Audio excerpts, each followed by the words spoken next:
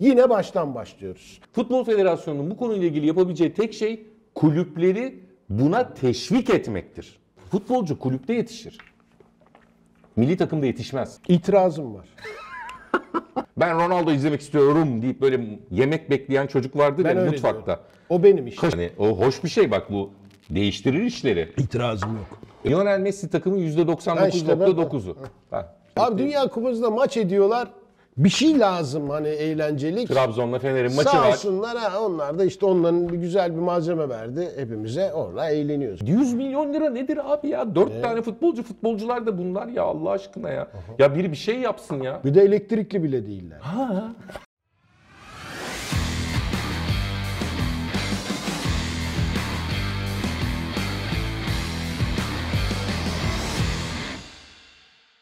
Derbinin sunduğu Natspor Gazete başladı değerli seyirciler. Serkan, Dünya Kupası evet geniş yer almış baksana gazetelerde. Abi kolay değil, çeyrek final. Bak olduğu gibi Dünya Kupası burası ya. Ha? Dünya Kupası özel. Featuring Stefan Kuntz. Ya şimdi Dünya Kupası'ndan yola çıkarak böyle yol haritamız yok diye bir şey bir haber yaptı bizim Aydın. Yani göreve gelen her TFF yönetimi altyapı sorununu çözemedi. Sırtımızı Almanya'dan yetişen futbolculara dayadık. Kendimiz futbolcu yetiştiremeyince A milli takım başarıya uzak kaldı.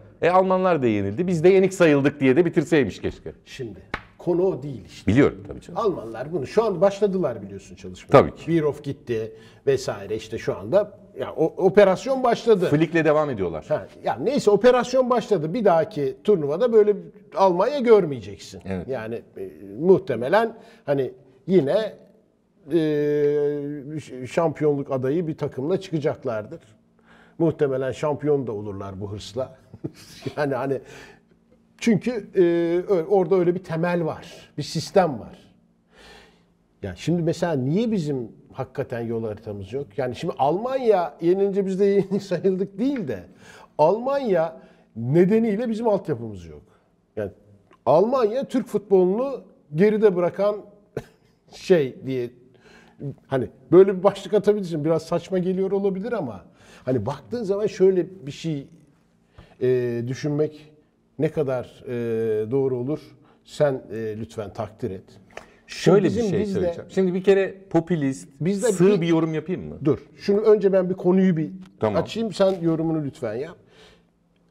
Bizim altyapı operasyonumuz hala neden? Üst yapıdan kaynaklanan bir altyapısızlığımız var. Çünkü üst yapımız Altyapıya önem vermiyor. bunu halledebilecek gücü nedense senelerdir hep yeniden başlıyoruz. Şu anda Sayın İradeyi Federasyon gösterelim. Evet, şu anda da Sayın Federasyon Başkanımız iyi niyetli bir şeyler yapmaya çalışıyor ama hep baştan başlıyoruz. Yine baştan başlıyoruz. Şimdi baştan başlayıp hatalar yapıp o hatalardan doğruları çıkartma sürecindeyiz. Ama biz hatalarımızı yıllardır biliyoruz Serkan zaten. Biz hani 40 senedir biz bunları konuşuyoruz, bunların içinde yaşıyoruz. Ve bizim hala bir altyapı problemi olan bir ülkeyiz. Bunun şimdi Almanya gibi bir hazır. Yani Almanya'da biliyorsun lisanslı Türk spor futbolcu sayısı Türkiye'den daha fazla. Kat kat daha fazla hem de. Tabii canım. Şimdi bu ne anlama geliyor? Gideriz oradan alırız. Milli takımı oradan oluşturuyoruz. Şimdi Almanlar ne yapıyor? Onlar yani sakın yanlış anlaşılmasın. Çok üst düzey futbolcuları kendi milli takımlarına alıyor. Orada bir sürü yabancı var. Yani orada yetişen yabancı, Farklı kökenlerden. farklı kökenli, farklı uyruklardan Afrika kökenli, futbolcular Türk var. kökenli. Onlara yetiştiriyorlar. Balkan. Yetiştiriyorlar. Güzel yağlı yerlerinden kendileri yararlanıyor. Aynen. Gerisi kendi ülke milli takımlarına gidebilirlerse gidiyorlar. Diğerlerini de komşulara dağıtıyorlar.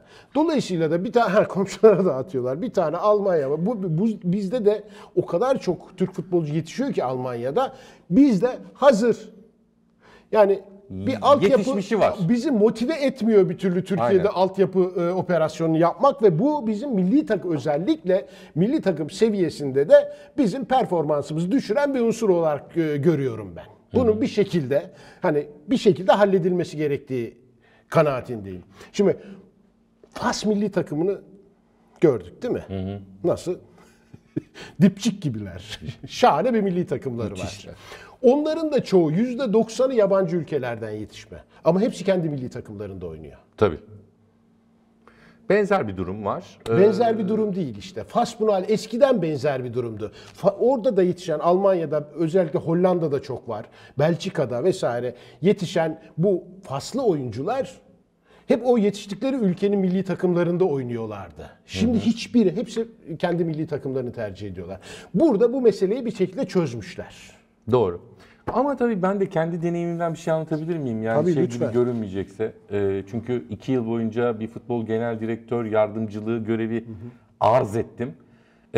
İlk 6 ayında görevimizin sabah 6'da kalkıp gece yarılarından sonra eve girmiştik. Allah'tan o dönem bekardım. 6. ayın sonunda tabloyu yeni anlamaya başlamıştık. Oyuncu devşirmeye çalışıyordunuz değil mi? Hayır. Hiç alakamız yoktu. Sonra NTV Spor'da bir yayına çağrıldım. Yayını sunan da Burcu Esmersoy ile Ercan Taner'di. Ercan Taner'in bana sorusu şu olmuştu. Ben çok başka şey hani... Spor aşkı programı. Evet, spor aşkı programı. Oturduk, Ercan abi idolüm hani. Bana şunu sordu. Mesut Özil'i neden Türk milli takımına alamadık? Ben hani bütün hayatımı vakfetmişim. Her soruya hazırım, bu soruya hazır değildim. Ben dedim ki Mesut'un kendi tercihi, saygı duymak lazım. Yani bilmiyorum ne anlatabildim. Futbolu Ya şimdi yönetmek. oyuncuları da suçlayarak da buradan mesela. Yo, hiç öyle bir şey en büyük yapmıyorum. hatamız oldu. Niyetim o değil. Bunu Mesut'un- ya bunlar niye kendi öyle buna girdik mi buradan Aynen, çıkamayız ben ama Mesut bunu konusunu başka sağlayacak- bir şey için söylüyorum. Eleştirdiğim Ercan abi. Yani çünkü konumuz Mesut'u, yetişmiş Mesut'u renklerimize bağlayamamak değil ki. Mesut'u yetiştirememek.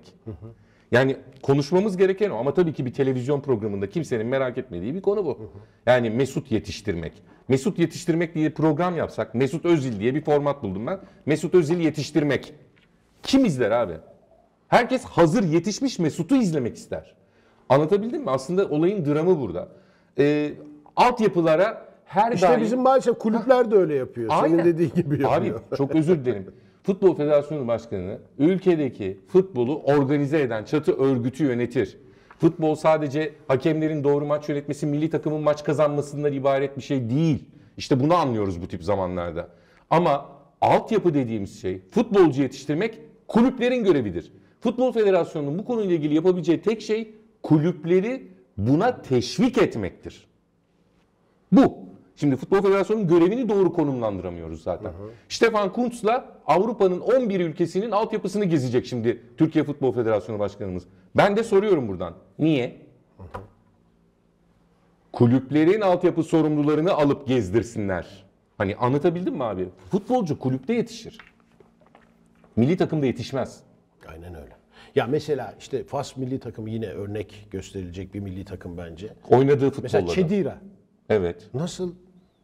Yani abi çok iyi. Kalecileri 150 bile bence harika. Yani 150 bin euro. Adam 33 yaşında keşfetti. 150 bin euroydu daha 3 ay önceye kadar adamın Tabii. değeri. Hakikaten öyle. Mesela Suudi Arabistan'da bir iki Ve tane Dünya orta saha var. Kupasıyla çıkış neredeyse hani çok eş zamanlı oldu biraz ama kendi kulübünde de iyi ama Dünya Kupası'nda da kendisini gösterdi. Yani Çok iyi demek ki bir futbolcuları şey var. yapıyorlar. İyi Anlatabiliyor muyum? futbolcularla bir iş yaptı Fas. Aha. Mesela Bir şey Japonya yapıyorlar. kötü futbolcularla Aynen öyle. yaptı. Fas'a bir odaklanmak lazım dediğin gibi. Biraz bizden sekmiş. Karşısındaki İber Yarımadası'ndaki İspanya'yı devirdiler. Şimdi sırada Portekiz var. Çok enteresan bir maç olacak. Orada şans veriyor musun Fas'a? Evet. Veriyorum vallahi. Yani o izlediğim Fas'a ben Şaşırmam diyorsun yani hiçbir şekilde geçerse. şaşırmam. Aynen. Peki Ronaldo'nun yedek kalmasına ne diyorsun? İtirazım var. Biliyordum. Neden? Oynamasını istiyorum çünkü o kadar. Başka hiçbir sebebi yok. Yeterli bir açıklama abi. Bir futbol sever. Yani hani açıklamalar yapıyorlar. Kim o hani herkes yedek bıraktı Ronaldo'yu bir de öyle bakmak lazım diyen kimdi ya? Bizde de var hatta haberi. Neyse. Katılmıyorum. Tamam, Katar Panterleri'yle devam edelim çünkü Oraya Faslı da geliriz kaleci diyorsun. Bono var. Oraya da geliriz. Japonya maçında seri penaltılarda 4 penaltıdan 3'ünü kurtarıp Hırvatistan'ı çeyrek finale taşıyan kaleci Livakovic ülkesinde kahraman ilan edildi. Fas'ın kalecisi Bono 120 dakikası golsüz biten İspanya karşılaşmasında penaltılarda 2 kurtarışla ülkesine Dünya Kupası'nda 2 çeyrek finaline getirdi. Yalnız bu iki kaleci sadece penaltılarda değil, maçın normal süresinde ve uzatmalarında da önemli kurtarışlara imza attılar. Özellikle Bono acayip. bir de genç gösteriyor. Ben yaşına baktım. yok. 32-33 yaşında. Sevilla'nın kalecisi. Fakat hiç hafızaya O da almamış. mesela Kanada değil mi? Kanada mıydı? Kanada doğumlu galiba. Tabii orada doğma büyüme. Abi hiç hafızamı almamışım. Çocuk aslında gayet iyi bir kariyeri olan 30'lu yaşlarında bir kaleci. Ama Dünya Kupası'nda sahne alıp o performansı Orası gösterince çok önemli bir sahne tabii ki. dikkat ettim. Ben genç kaleci falan Galatasaray Muslera'dan sonra düşünür mü derken Ya işte bir de Dünya Kupası'nda yıldız yok falan filan derken. Değil mi? Bak bunlarla ne güzel şeyler oluyor. işte Hırvat kalecinin alnından öpen Baba Hakkı ve Süleyman Seba falan. Yalnız baksana abi yakın planda Modric yaşlanmış ya. Değil mi? Modric vay be. Onu da son kez izliyoruz. Büyük topçu. Devam edelim. Burcu Esmersoy senin o yorumuna itiraz etmiş miydi? Abi Ya Burcu Burcu ile Esmersoy başka dedikodular yapmışızdır biz muhtemelen. Yani hani program önü program sonu kısmı daha çarpıcıdır. Yani program sırasında yaşadıklarımızdansa. bence çok başarılı bir spor sunucusuydu Burcu. Hala öyle belki de. Hala öyle. Bence de öyle. Ercan abi de öyleydi dermişim mesela. Ercan abi Ercan hala abi öyle hala olduğunu gösteriyor. Tabii canım kralıdır bu iş. Ama Burcu başka bir yöne gitmekle birlikte bizim içimizden çıkma çok başarılı bir spor sunucusu. Önlenemez yükseliş derler yani ona. Evet.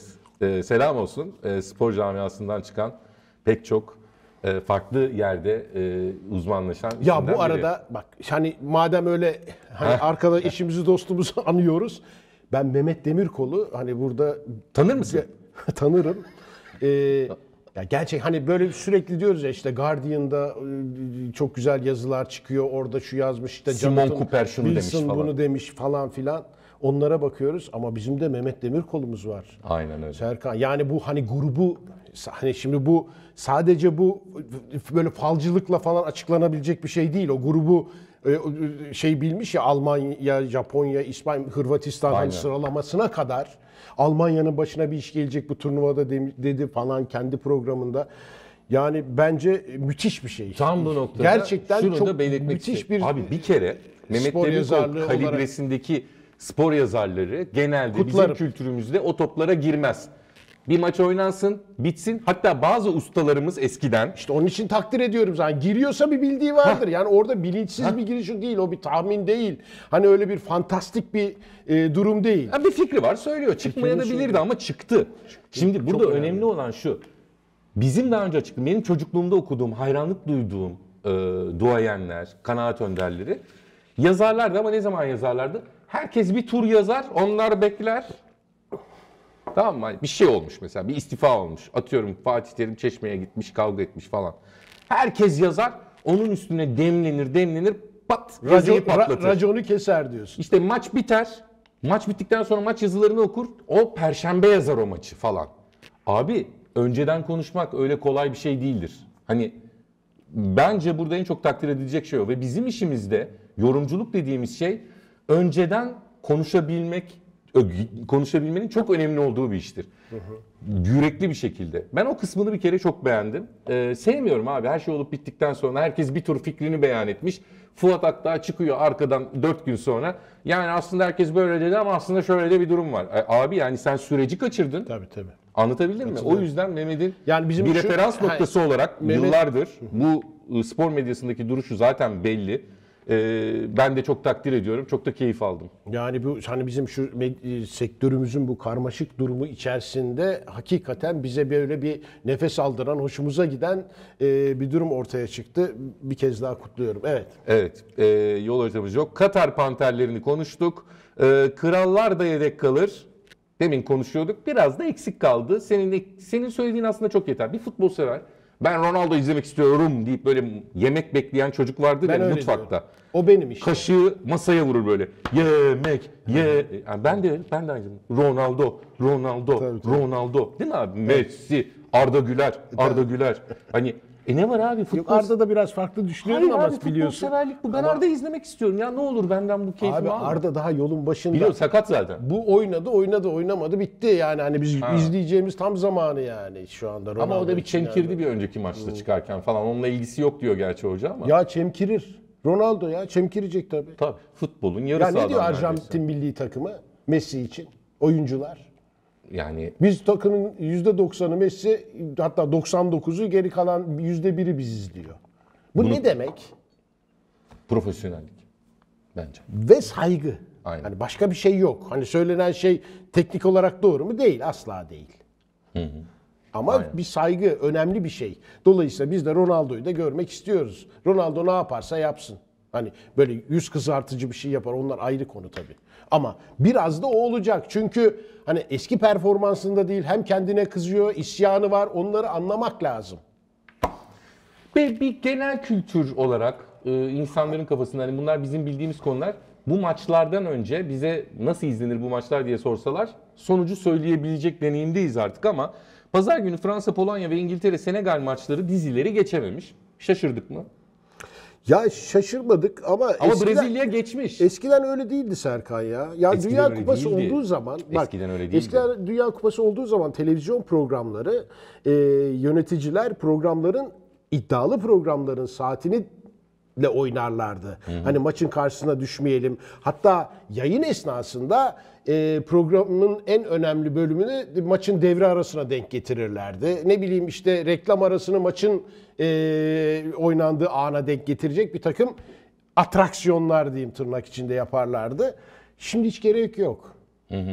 Geçiyor zaten programlar. Geziyor. Ama mesela Brezilya'yı Çünkü bizim böyle bir futbol anlayışımızda, futbol izleme alışkanlıklarımızda da böyle bir takım değişiklikler oldu. yani Brezilya Yani sahanın içinden çok etrafındaki eğlenceliklerle Aynen. çok uğraşıyoruz ya biz Aynen, hakem aynen. vesaire. Ya o da önemli de.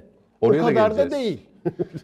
Brezilya maçı totalde dizileri Ya bu geçiyor. çok izlensin Ama yani kadın diye programlarını söylemiyorum. geçemiyor. Diziler de geçsin tabii. Çok Hani- başarılı yapımlar. Kutlarım yani hani Dünya Kupası'nı bile geçmek falan tabii, önemli çok bir şey. önemli. Ondan bahsediyorum. kadın programlarını geçememiş Ama Brezilya. neden olduğunu konuşmamız gereken bir mesele diye düşünüyorum. Hani Türkiye'deki futbola bakış açısı Tamam. ve futbolun Doğru. geldiği nokta açısından. Salı günü Portekiz, İsviçre, İspanya, Fas maçları diğer kategorilerde ilk 2 sırada yer almış. Bence de çok önemli bir konu ama bence televizyon izleyicisini, futbol severi aslında bu kadar detaylı ilgilendirmiyor da olabilir. Yaprak dökümü, tabii başarısız olan teknik adamlar, başta Belçika'nın Martinez olmak üzere ufak ufak artık yerlerini yeni teknik direktörlere bırakıyor. Dünya Kupası çünkü bir hedef turnuva. Orada başarısız oldunuz mu? FIFA Dünya Sıralaması'nda 1 ya da 2'yseniz hep, Belçika'ysanız Martinez bence uzun da kaldı. Bunlar normal şeyler. Artık teknik direktör kıyımında dünya bize mi yaklaştı? Ne oldu bilmiyorum ama Fuat abi. Hocam diyecektim ama hakikaten hocam. Söyle çekirge. Vardı ya. Baktım ben liglerdeki teknik direktör değişikliklerine. Türkiye gayet normal bir yerde. Hani yani işte Fransa, İngiltere, Portekiz falan hani normal bir yer. Eskiden öyle olmazdı. Bizde 13 teknik adamın görevine son verilmiş olurdu. Diğer yerlerin ortalaması 2 falandı. Doğru. Şimdi onlar bize yaklaştı gibi geliyor. Sektör büyüdükçe onlar mı bizim gibi bakmaya başladı futbola? Sektör dedin de mesela şimdi işte Dünya Kupası'nı 36'dan 48'e çıkartmayı düşünüyorlar. Takım sayısı, evet. 2026'da. Yo oldu o olacak.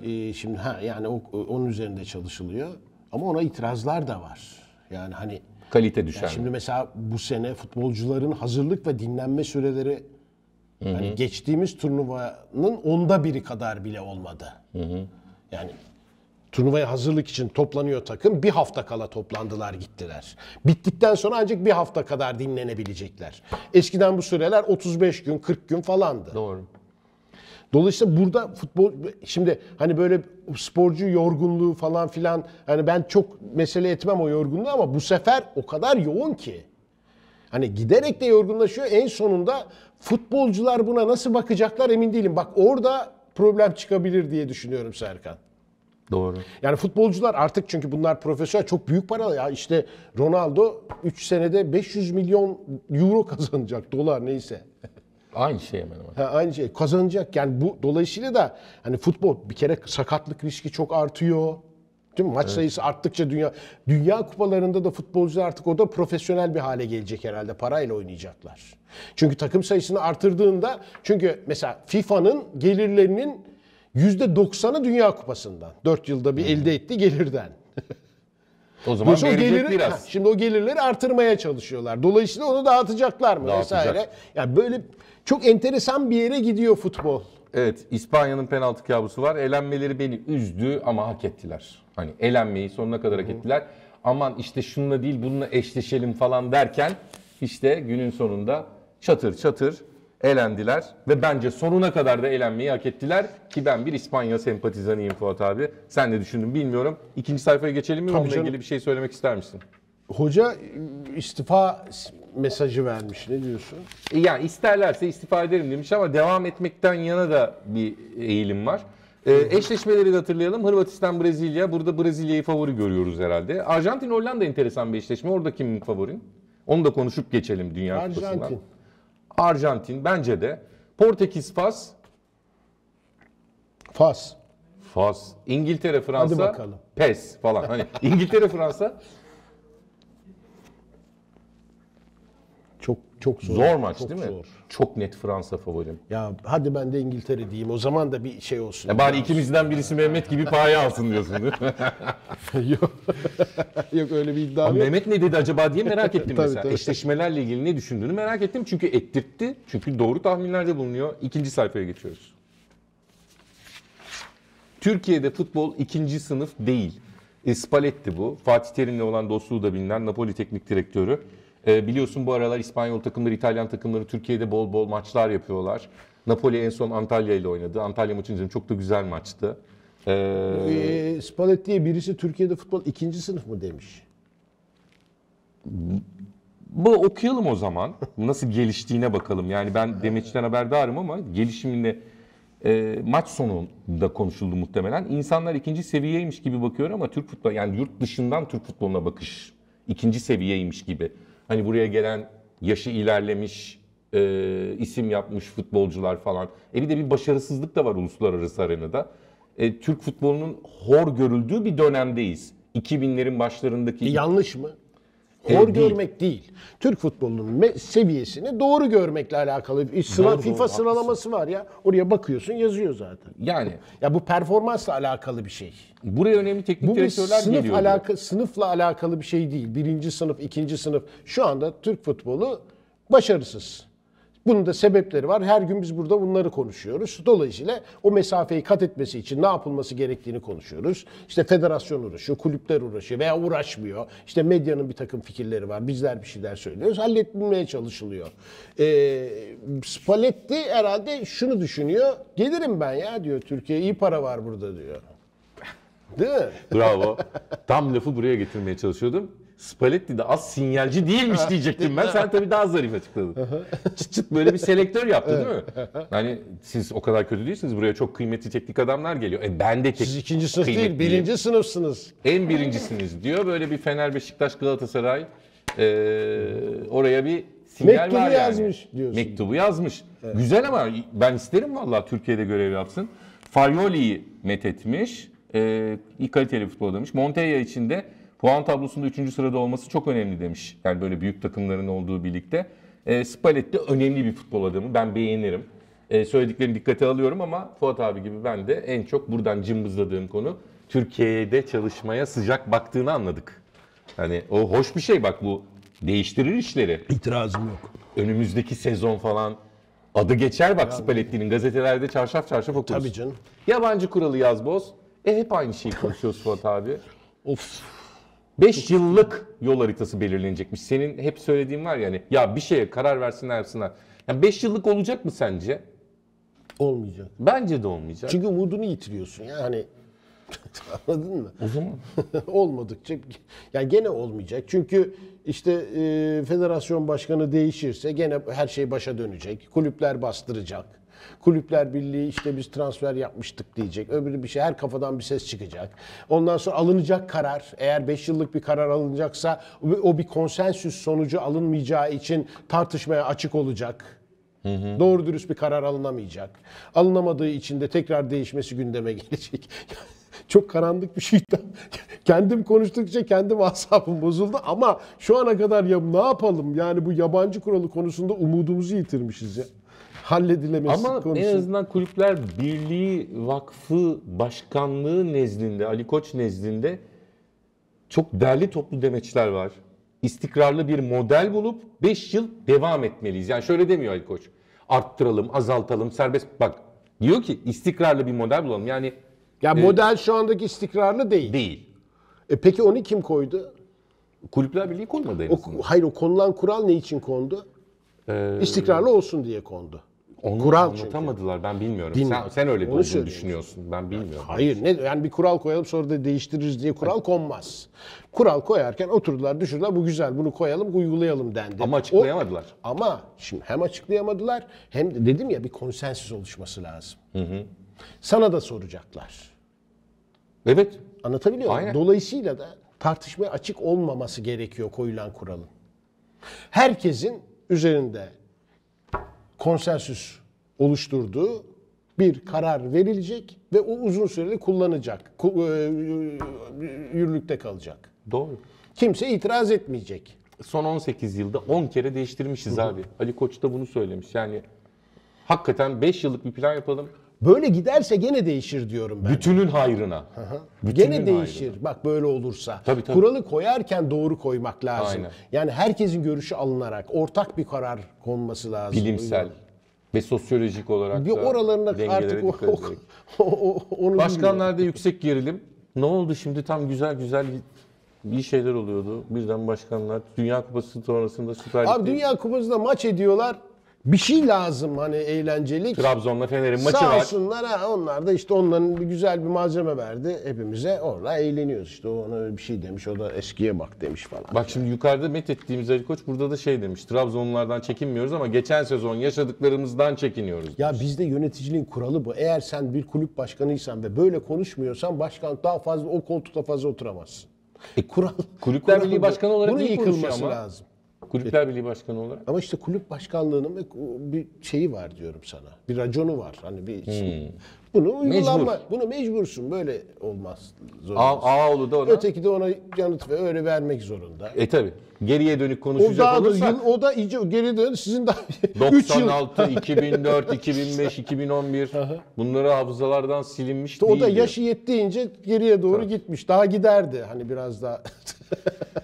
Hayatın derbilerine derbi tıraşı gerekli. Derbi, derbi, derbi, derbi. Sinek kaydı dedin mi adresi belli. Derbi, derbi, derbi, derbi. Tıraşın derbisi sinek kaydının ta kendisi. Derbi, derbi.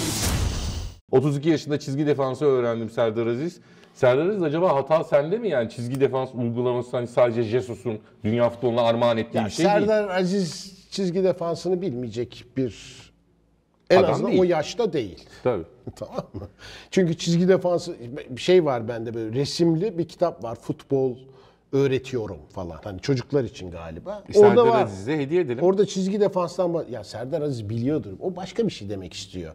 Ya çizgi defansı uygulatmak, bilmek başka bir şey. Bunu uygulatmak başka bir şey. Biz bu adamla çizgi defans uygulamasını öğrendik diyor. O zaman öyle Önemli desin. bir şey. Öyle desin. Belki de öyle dedi. Yani ben öyle demiştir diye düşünüyorum. Çizgi defansı bilmiyor olması mümkün değil. Öyle bir şey de. kabul İşte etmiyorum. Yok. ifade, iletişim buralara da dikkat etmek lazım. Alperen Şengün NBA tarihine geçti. Houston Rockets forması giyen Alperen, Philadelphia 76ers'ı 132-123 yendikleri maça damga vurdu. 20 yaşındaki basketbolcu 1000 sayı ve 200 asiste ulaşan en genç pivot. diyorsun sen? Bayağı önemli bir rakam bu abi. Ne diyeyim abi? Bu müthiş Ya, bir şey bence. basketbolda istatistikler çok önemlidir bu. 20.3 yaşında Alperen. Çok önemli. Yani 20 yaş 133 günlükken başardı bunu. Daha 20 ya. Yani onlar basamağındaki 2 Çok önemli 0. değil mi? Evet abi daha bu önünde 15 Bravo vallahi. üst yıl yani üst düzey 15 yılı var bu adamın. Allah korusun sakatlıktan Yolu falan. açık olsun. Bravo. Çok çok büyük bir başarı. Altını böyle çizmek lazım. Hatta belki spor gazetelerinde sür manşetten falan girmesi gereken bir konu ama işte hani Dünya Kupası deyince ikinci plana gitmiş. Burada da küçük bir Aydın Bayram eleştirisi yapalım. Ya ne güzel görmüş de kırmızının içinde çocuk ya. Evet ve son sayfa futbolumuzun çatı kurumunun başkanı, Türkiye Futbol Federasyonu Başkanı Mehmet Büyükekşi'den başlayalım. Vakit geçirilen dakika süre eklenecek Dünya Kupası'nda olduğu gibi. 15 dakika ise 15 dakika diyor. Fakat bence iyi takip etmemiş. Kural zaten öyle değil miydi? Ben yanlış mı biliyorum? Kural zaten öyle. Uygulamalarında farklılıklar var. İspanya'da 2 dakika verirler. Türkiye'de aynı dinamikteki bir maça 6 dakika verilirken İspanya'da 2-3 verilir. İşte Almanya'da 3.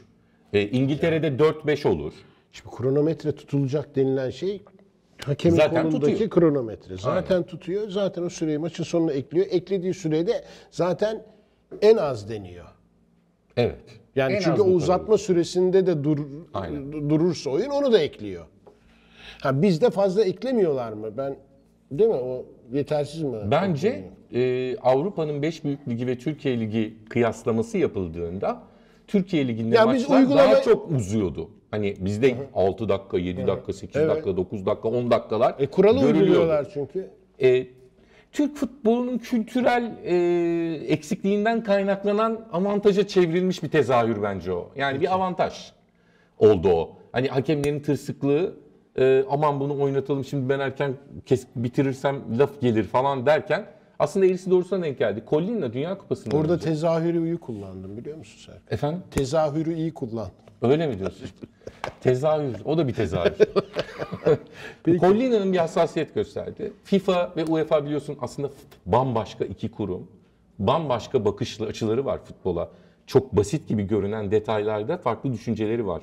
Mesela bir tanesi var. Bir tanesi bu süreler. UEFA'ya kalsa mesela Şampiyonlar Ligi'nde böyle 7, 8, 9, 10, 11, 12, 13 dakikalık uzatmalar falan istemiyor UEFA. Çünkü reklam süreleri var. Sen biliyorsun şimdi biz yayınladın Şampiyonlar Ligi'ne. Saat başına denk gelmeler, her saat diliminde reklam tahditleri var. UEFA Şampiyonlar Ligi'nin işine gelmez. Ama FIFA diyor ki, kardeşim diyor, biz burada şöyle bakıyoruz diyor. Bu müşteri diyor, bunun için zaman harcıyor, para harcıyor diyor. Neyse kayıp oynansın diyor. UEFA diyemez. İkisinin de anlaşılır yanları var. Bizim uygulamamız, Türkiye'deki uygulamamız diyor ki, Collina'nın Dünya Kupası'ndaki uygulaması gibi olacak diyor Mehmet Müşteri Büyükekşi. kitleleri farklı değil ama Serkan ya. Ama çıkışları farklı. Hani FIFA ile UEFA bayağı gırtlak gırtlağa gelir bazı konularda. Biri var mesela. VAR konusunda çok farklı düşünceler var. Yani UEFA çatısı altındaki bir federasyon başkanının biraz erken konuştuğunu düşünüyorum. Çünkü Dünya Kupası'nın başladığı UEFA öyle demiyor diyorsun. UEFA öyle demiyor ve Dünya Kupası'nda da konu evrildi. 15 dakikalık uzatmalar şu anda 7-8'e indirildi. Bu konuda Collina'dan belli ki bir direktif gitti hakemlere. Ya tamam abarttınız dedi. Anlatabildim mi? Yani bence aceleci bir açıklama olmuş. Bilmiyorum yani takip ettiğim bir konu. Burçin'in de sık sık bu konuyla görüş alışverişi yapıyorum. Burçin de bu konuları çok yakın takip ediyor biliyorsun. Bünyemizdeki Burçin Keskin'e de selamlarımızı yollayalım. Trabzonspor'un logosu güncellendi. Ben farkı anlamadım. Renk biraz değişmiş. Koyulaşmış değil mi? Evet. Daha bordo. Daha bordo. Bordo daha bordo. Mavi de daha mavi olmuş. Güzel. Güzel Hayırlı ama olsun. çok da radikal bir değişiklik olmamış. Zaten güzel bir logoydu çünkü Güzel belki ondan. Dalgası değil mi? Güzel güzel. Devam edelim. 4 futbolcudan 700 milyon zarar. Beşiktaş Başkanı Ahmet Nur Çebi Divan Kurulu'nda Fikret Orman döneminde 6.3 milyar liralık borcun sadece 300 milyon lirası benim dönemime ait dedi. Kapı gibi sözleşme yapılan Boyd 180 milyon lira. Boyd ya. Ya Tyler Boyd 180 milyon lira ne demek abi delireceğim ben ya. Ya Serkan bunlar şimdi senin zamanın benim zamanım tartışmalarının artık bitmesi gerekmiyor mu ya? Neyse gereği. Hani hukuksal çerçevede neyse Yap. gereği yapın. Hani biz de artık bunlarla uğraştırmayın. Herkes de işini yapsın. Anladın mı? O borcu ödeyeceksin abi. Yapacak bir şey yok yani. Ödeyemiyorsan da sebebinde zaten biliniyor. Bu açıklanmış, bu konuşulmuş. Neyse. Hukuken bunun halledilmesi gereken bir durum bu. Yanlış mı düşünüyorum?